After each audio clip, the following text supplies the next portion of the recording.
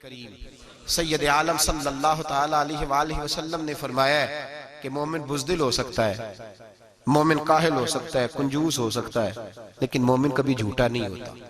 نبی پاک صلی اللہ علیہ وسلم فرماتے ہیں جب تو جھوٹ بولتا ہے تو اتنی بدبو نکلتی ہے کہ تیرے کرامن کاتبین چھوڑ کے پیچھے کھڑے ہو جاتے ہیں، اتنی بدبو نکلتی ہے تیرے وجود سے۔ تربیت ہی ہے نا۔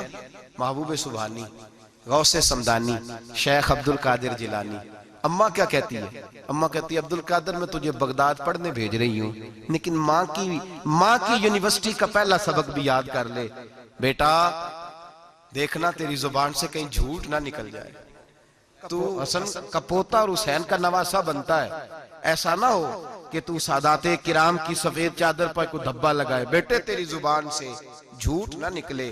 بڑی مشہور بات ہے نا، حضرت غوث اعظم کی اماں نے 100 دینار سی دیا ہے، ڈاکو رستے میں مل گئے، تیرے پاس کیا ہے؟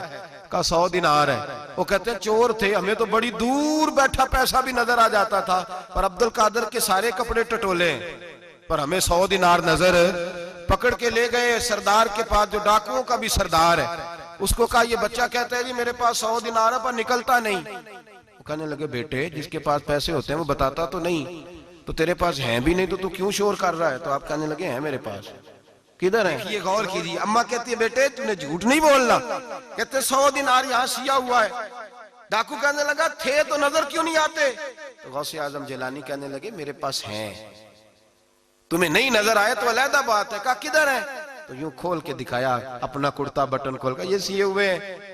ڈاکوؤں کے سردار نے دیکھا تو پیسے تو اپنی جگہ تھے، بیٹے کا چہرہ دیکھنے لگا، کہنے لگا چھوٹے سے بیٹے لوگوں کے پاس ہوتے بھی ہیں تو ڈاکہ پڑ جائے لوگ چھپانے کی کوشش کرتے ہیں، تو نے ظاہر کیوں کیے؟ تو حضرت غوث اعظم کی سچی زبان، چہرے پہ اطمینان کی روشنی، اور اماں کی یونیورسٹی سے لی ہوئی ڈگری اور باپ کے ادارے سے لی ہوئی سند، حضرت غوث اعظم جیلانی اس ڈگری کا اپنا علم آگے تقسیم کرنے لگے، کہنے لگے سارا کچھ ہو سکتا ہے، عبدالقادر کی منہ سے جھوٹ نہیں نکل سکتا، اس لیے کہ میں ماں سے وعدہ کر کے آیا ہوں کہ زندگی میں ہمیشہ سچ بولوں گا، جھوٹ نہیں نکلے گا۔ اور لفظوں کی صداقت تھی، 11-12 سال کی عمر، معصومیت کے جملے ایسے نکلے کہ ڈاکوؤں کا سردار کانپنے لگا، راشہ طاری ہو گیا، پلٹ کے اس کے آنسو نکلے۔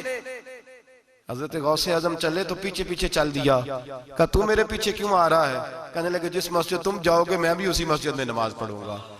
اپنے ورکروں سے کہنے لگا تم نے ڈالنے ہیں ڈاکے تو ڈالو، مجھے تو اس کے سچ نے دھو ڈالا ہے۔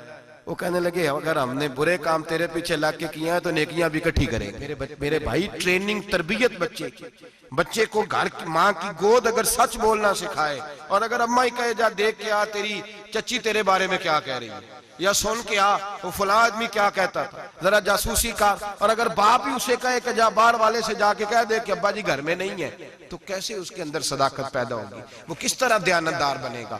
کس طرح وہ معاشرے کے اندر اچھا کردار ادا کرے گا؟